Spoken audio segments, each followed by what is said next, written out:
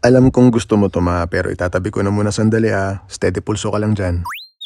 Nalaman nilang nag-birthday nanay ko kaya nagpadala sila ng mga pagkain na sigurado silang magugustuhan niya. Simulan natin dito sa kanilang lumpiang tinapa. Hindi lang sweet chili ang kasama, may aioli sauce pa. Sabay-sabay natin pakinggan ang kalutungan.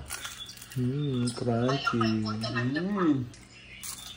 Ipinakikilala ang Lokanya, the taste of love. Kaya naman pala kumpiyansa sila na magugustuhan to ng nanay ko. Pagkakalatag pa lang ng palabok, kita mo ng metikuloso.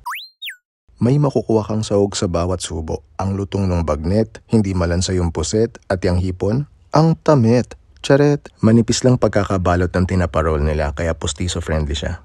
Yung lasa ng tinapa, banayad lang sa dila, hindi nagmumura, kaya hindi ka mauuta. Eto naman tayo sa kanilang kari-karing bagnet. Tipak yung mga laman at yung gulay ang crunchy, para lang binanlian. Siyempre dahil kari-kari, may kasamang bagoong yan. Yung sabaw ng kari-kari nila hindi matamis, malinamnam siya. At dahil doon, nakalimutan na namin gamitin yung bagoong niya. Personally, laman talaga ang gusto kong ginagamit sa kare-kare, hindi tuwalya. Nagkataon lang na itong pinadala nila may nakalusot na balat na medyo makunat. Pero taos-pusong pasasalamat dahil overall, nyolid pa rin lahat. Naaalala ko nung bata pa ako, nakatira pa kami sa Paco, Manila. Lagi akong sinasama ni mama tuwing mamamalengke para may tagabuhat siya. Ang reward ko ay bibili niya ako ng merienda, palabok na may matching halo-halo pa.